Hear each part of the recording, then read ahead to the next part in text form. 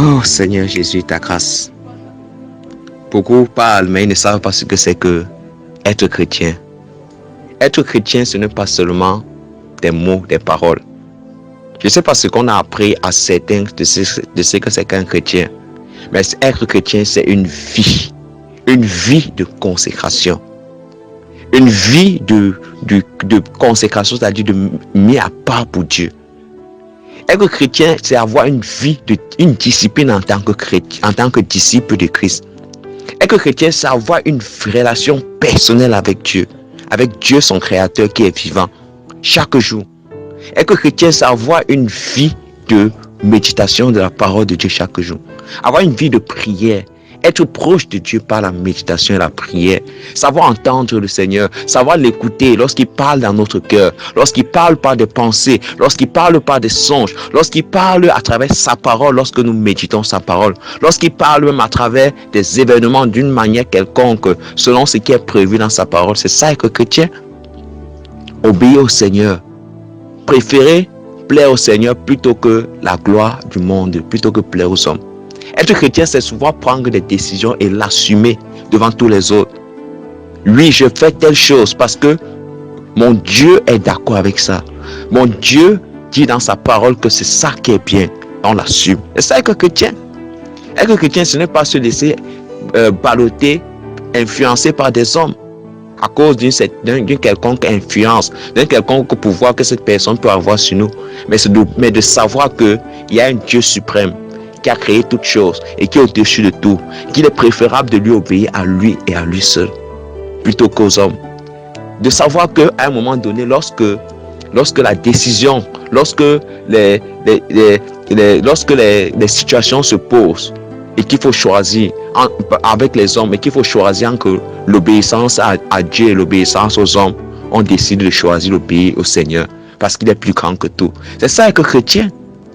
Ce n'est pas parler, chanter, je suis chrétien, mais cela se voit et cela se vit à travers des actes concrets. Cela se voit dans sa vie de chaque jour. Les gens peuvent témoigner que celui-ci est différent. Celui-ci a une manière de voir qui est différente. Il a une manière de penser qui est différente. Celui-ci a un amour particulier. Celui-ci a une conduite, a un caractère particulier. Être chrétien, c'est savoir aussi reconnaître son tort lorsque ça ne va pas. Dis que oui, j'ai été fautif ici.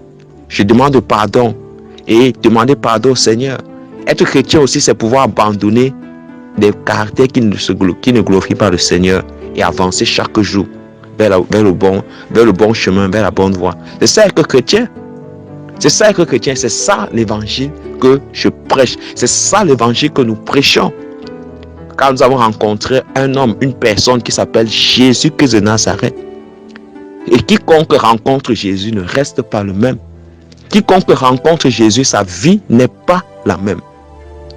Et si ce n'était pas Jésus de Nazareth, je le dis haut et fort, je le proclame encore en ce moment, ce que je serais mort du cancer. Et même le médecin l'a dit que c'est quand il voit cela, c'est la main de Dieu qui ne savait pas que j'allais vivre.